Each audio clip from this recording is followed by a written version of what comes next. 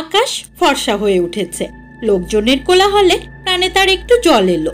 মনে মনে ভাবল সে, উফ, কি ভয়ঙ্কর, কি ভয়ঙ্কর ওই ফুলমণি। ভাগ্যিস হারটা তার পকেটে ছিল, তাই রক্ষে। তৎক্ষণাৎ তার মাথায় এলো, কি আশ্চর্য, আব্দুল কি করে জানলো যে তার পকেটে গতকাল রাতের হাত সাফাইয়ের সোনার হারটা আছে?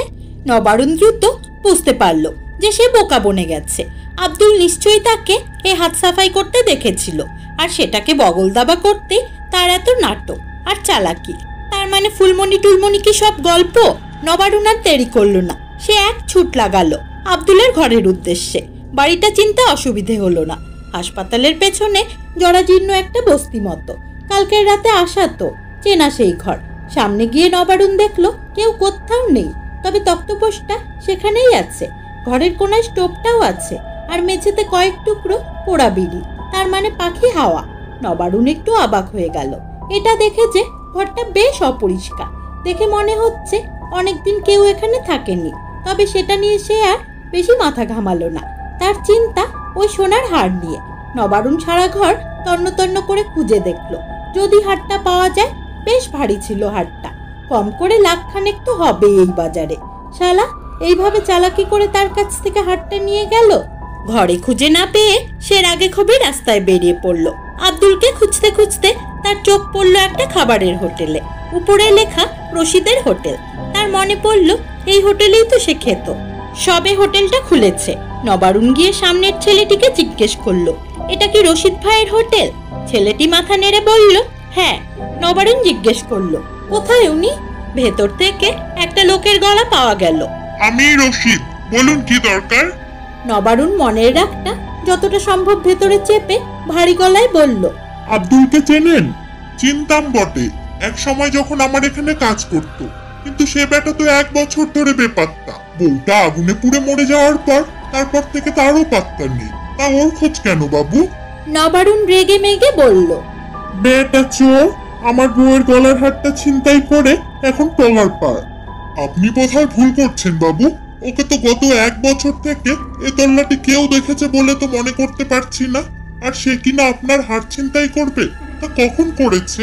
নবারুণ আর কথা বাড়ালো না। কথায় কথা বাড়ে। ওই হারটা সেও যে হাত সাফাই করেছিল এটা সামনে এলে তারও 1 মাসের হাজতবাস কনফার্ম। ঠিক আছে দাদা, হয়তো ওটা আমার হাত দিয়ে হারিয়ে গেছে। নবারুণ হারের দুঃখ ভুলতে পারল না। তবে আব্দুলকে একবার সামনে পেলে ওর মুখে ছোড়া ঘষে দিত। উফ, কি অদ্ভুত ভাবে তার হারটা ছিনিয়ে নিল।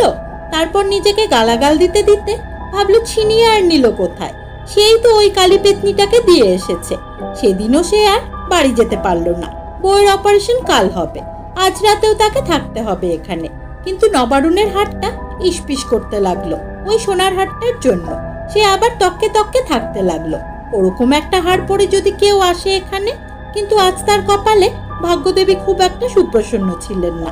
নবারুণ সারাদিন এদিক ওদিক চক্কর কেটে সন্ধে রাতে অবসন্ন মনে ক্ষান্ত দিল সেই হাসপাতালেরই চত্বরে এসে। মনে মনে ভাবলো একবার আব্দুলের ঘরের ওখান থেকে ঘুরে আসবে। তারপর ভাবলো না, ওর দল ভারী, রশিদও নিশ্চয়ই ওরই দলে। এবার গেলে পগার পার করে দিতে পারে। মনের দুঃখে নবারুণ ঠিক করলো আজ সে একটু ঘুমিয়ে নেবে।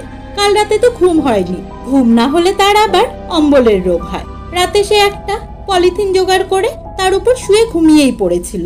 হঠাৎ একটা চেনা গলার আওয়াজে তার ঘুম ভেঙে গেল। চেয়ে দেখলো তার পাশে কেউ বসে খক খক করে কেসে বলছে,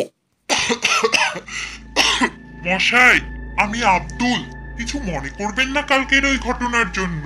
আসলে আপনি যে কাজের লোক, আমিও সেই একই কাজের। নবারুণ তড়াক করে লাফিয়ে উঠে বসলো। বেটার সাহস তো কম নয়, যেচে তার কাছে এসেছে।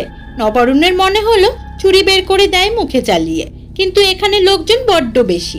কিছু করতে গেলে হিতে বিপরীত হয়ে যেতে পারে। সে খটমট করে বলে উঠল, আমার হারটা আগে ফেরত দে। আহা মশাই, রাগ করছেন কেন? আগে আমার কথাটা তো শুনুন। এইবারে আব্দুল বলা শুরু করলো, জানেন মশাই, ফুলমণি আমার খুব ভালো বউ ছিল। যেদিনও আগুনে পুড়ে মারা গেল তার আগের দিন আমরা দুজনে মিলে একটু ঘুরতে বেরিয়েছিলাম। 3 দিন হাত সাফাই করে বউকে খুব একটা সময় দিতে পারতুম না, তাই ফুল বায়না ধরলো ওকে একটু নিয়ে গেলাম বেড়াতে। যদিও খুব একটা বায়না করতো না ফুলমণি, কিন্তু সেদিন একটা সোনার দোকানে সাজানো একটা হাড়ের দিকে চেয়ে তারপর আমাকে বলল, দেখো কি সুন্দর হারটা, তাই না? আমি চেয়ে দেখলাম, সুন্দর বটে, কিন্তু আমার কেনার ক্ষমতাও নেই সেটা। ও জানতো, তো ফুলমণি আর কোনো কথাও বাড়ায়নি। ওটা নিয়ে আমিও চুপ করেছিলাম। বোঝেন তো, পুরুষ মানুষ, বউয়ের একটা আবদার মেটাতে না পারলে হয়, তাই তককে তককে ছিলাম। ওটা না হোক, ওরকম একটা হাট যদি হাত সাফাই করে বউকে এনে দেওয়া যায়। পরের দিন সকালেই কাজে বেরিয়ে দেখলাম ঠিক ওরকম একটা হাড় পড়া একজন ভদ্র মহিলাকে। তককে তককে থেকে সুযোগ বুঝে দিলাম হাত সাফাই করে। বিশ্বাস করুন, ফুলমণি খুব খুশি হয়েছিল। আমার মনও আনন্দে ভরে গেছিল ওর চোখ মুখে হাসি দেখে। বুঝলেন তো, সবার মতো বউকে আমিও একটু ভালোবাসতাম। আর এরপর যা হলো, বুঝলেন তো, গরিবের কপালে আনন্দ বেশিক্ষণ থাকে না। বিকেলে পুলিশ এলো আমার খোঁজে। ওই হার নাকি কোনো এক অফিসারের বউয়ের ছিল। আমাকে ঘরেই উত্তম মধ্যম দিল। তারপর ফুলমণির গলা থেকে ওটা জোর করে ছিনিয়ে নিল। জানেন মশাই, জীবনে প্রথমবার আমার চোখে জল চলে এসেছিল। এরপর রাতে থানার লকআপে বসেই খবর পেলাম ফুলমণি গায়ে কেরোসিন ঢেলে আগুন দিয়েছে। মিনিট দুয়েক চুপচাপ থাকার পর আব্দুল বলল, তারপর থেকে দিন রাত চোখের পাতায় এক করতে পারিনি। এই 1 বছর ধরে আমি ওই হাড়ের চক্করে হিল্লি দিল্লি ঘুরে বেরিয়েছি। বেঁচে থাকতে তো বউটা ভোগ করতে পারিনি, মরার পরে যাতে ভোগ করতে পারে সে আশায়। কাল যখন দেখলাম আপনি ঠিক ওই হাটটাই হাত সাফাই করলেন, তখনই ঠিক করলাম ওটা আমার চাই। তাই আর কি ফুলমণির শরণাপন্ন হলাম। বিশ্বাস করুন, গত 1 বছর ধরে ওর সাথে আমার নিয়মিত দেখা হয়, কথাও হয়। কিছু মনে করবেন না মশাই, ওই ধরনের হার আমি যদি আর কোথাও দেখতে পাই, প্রথমে আপনাকেই খবর দেব। বুঝি আপনার মনের অবস্থা। ও, এই দেখেছেন তো, জিজ্ঞেস করতেই ভুলে গেছি একদম। তা মশাইয়ের বউ কেমন আছে? নবারুণ অনেকক্ষণ ধৈর্য ধরে শুনছিল আর মনে মনে ফুঁসছিল। শালা, ঢপের পর ঢপ। নবারুণের মনে হচ্ছিল আড়ালে নিয়ে গিয়ে দেয় পেটের ভেতর ছোড়াটা ঢুকিয়ে। নবারুণ এইবারে রাগ চেপে বলল, এসব চালাকি আমার অনেক শোনা আছে। এ কাজে নেমে এরকম ঢপ আমিও অনেক দিয়েছি, ঠিক আছে? ওই হাড়ের 50-50 শেয়ার করো। যতই হোক, আমি তুমি হলাম এ কাজে খুঁড়তো ভাই। এইবারে আব্দুল নবারুণকে বলল, চলুন একটু ওদিকে যাই। নবারুণ ওদিকে তাকিয়ে দেখলো বেশ অন্ধকার। মনে মনে ভাবলো কোনো বদমতলব নেই তো, কিন্তু সে এবারে ভয় পেল না। কিছু হলেই পেটে ছোড়াটা দেবে ঢুকিয়ে। একটু এগিয়ে যেতেই আব্দুল বলল, তা মশাইয়ের বুঝি মনে হলো আমি মিছে বলছি? নবারুণ বলল, সত্যি না মিথ্যে জানি না, হাড় আপনার কাছে আছে, ওর অর্ধেক আমার চাই। বিশ্বাস করুন, ওই হাড় এখন ফুলমণির কাছে। কি করে দেব বলুন? নবারুণের আর সহ্য হলো না। বেশি চালাকি করলে দেব ঢুকিয়ে। আব্দুল একটুও ভয় পেল না। বিশ্বাস করছেন না তো? তবে চলুন ওই লাশ কাটা ঘরে। ফুলমণি এখনো ওখানে শুয়ে আছে। ওকে কবরস্থ পর্যন্ত করতে পারিনি, জানেন? আবার চালাকি? চলুন, নিজের চোখেই দেখবেন। তারপর যদি বিশ্বাস না হয়, তখন যা বলবেন তাই শুনবো। ঠিক আছে, চলো। কেমন তোমার ফুলমণি ওই মর্গে আছে, আমিও দেখতে চাই। শীতের রাতে মর্গের সামনে এসে দাঁড়ালো নবারুণ আর আব্দুল। আব্দুল বলল, সামনে দিয়ে যাওয়া যাবে না, ওখানে লোক আছে। পিছনে একটা দরজা আছে, ওখান দিয়ে চলুন। আব্দুল পথ দেখিয়ে দেখিয়ে নবারুণকে নিয়ে চলল। নবারুণ এর আগে কোনোদিন মর্গে ঢোকেনি।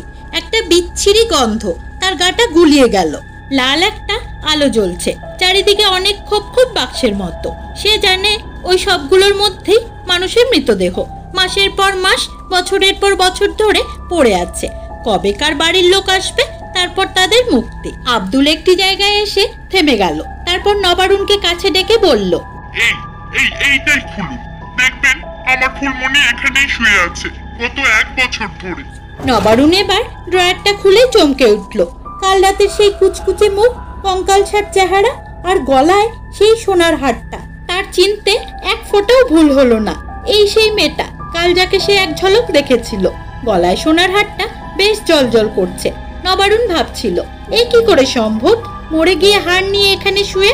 নবারুণ ঘামতে লাগলো। হঠাৎ কানে তার একটা কান্নার আওয়াজ ভেসে এলো। সে চমকে চেয়ে দেখলো আব্দুল কাঁদছে আর বলছে, মশাই জানেন, ফুলমণিকে আমি জীবনে শান্তিও দিতে পারলাম না। পেটের জ্বালায় যে অকাজ কুকাজ করতাম, তাতে সব সময় তাকে লাঞ্ছনা গঞ্জনাই শুনতে হতো। জীবনে একটাই তো হার চেয়েছিল সে, কিন্তু সেটাও ওর জীবনে কাল হয়ে গেল। চেয়ে দেখুন, মরার পর একটু মাটিও জুটলো না যে ওকে কবর দিই। মশাই, পারলে ওর একটু কবরের ব্যবস্থা করে দেবেন, কেমন? নবারুণ কিছু বলার আগে ভেতরে কারো ঢোকার আওয়াজ শুনতে পেল সে। একটু বিচলিত হয়ে আব্দুলের দিকে তাকাতেই আব্দুল বলল, ভয় নেই, ও মর্গের পাহারাদার, আমাকে চেনে, বুঝলেন তো? দেখলেই তেড়ে আসবে। আমি একটু আড়াল হচ্ছি। নবারুণকে দেখে লোকটি জিজ্ঞেস করল, এখানে কি করছো? ঢুকলে কোথা থেকে? নবারুণ একটু ইতস্তত করে আমতা আমতা করে ভয়ে আব্দুলের নামই বলে ফেলল। এই হাসপাতালের পেছনে যে আব্দুল থাকে তার সাথে এসেছি। কে আব্দুল? নবারুণ পাশ ফিরে চেয়ে দেখলো আব্দুল নেই। চারপাশ তাকিয়ে বুঝলো আবার বেটা ওকে বিপদে ফেলে কেটে পড়েছে। সে থতমত খেয়ে বলল, আগে সত্যি বলছি, ও এই হাসপাতালের পেছনেই থাকে। ও, সেই পকেটমার আব্দুল, যার বউ 1 বছর আগে গায়ে আগুন দিয়ে মরেছিল? নবারুণ ঠকঠক করে কাঁপতে কাঁপতে বলল, হ্যাঁ। ও, আপনি সেই আব্দুলের বাড়ির লোক? ভালো করেছেন জানেন তো, বেচারা কর্তাগিন্নি দুজনেই এই 1 বছর ধরে এই লাশ কাটা ঘরে পড়ে আছে। কর্তাগিন্নি মানে? লোকটি বোধ হয় পুরো কথাটা শুনতে পায়নি। নিন, এবার ভালো করে দেখে একটু শনাক্ত করুন দেখি তো। অনেকদিন হয়ে গেল কেউ নিতে আসেনি। লোকটি ফুলমনির ঠিক পাশের ড্রয়ারটা খুলতেই নবারুণ আটকে উঠল। এ তো সেই তার চেনা আব্দুলের প্রাণহীন দেহ। চোখ মুখ তার সাদা ফ্যাকাশে, ভেতর থেকে বরফের ধোঁয়া উঠছে। দেখেই মনে হচ্ছে অনেক দিনের পুরনো লাশ। এ আব্দুল কবে মরল? ওই সেদিনই, যেদিন ফুলমনি গায়ে আগুন দিল, সেদিনই তো থানার লকআপে আব্দুল সুইসাইড করেছে। বউকে খুব ভালোবাসতো, তাই বোধ হয় বউয়ের মরার খবর সহ্য করতে পারেনি। অনেক দিন ধরে এখানে মর্গে পড়ে আছে। এবার নিয়ে গিয়ে এদের সৎকারের ব্যবস্থা করুন। নবারুণ এইবারে এক দৃষ্টিতে আব্দুলের মৃতদেহের দিকে চেয়ে রইল।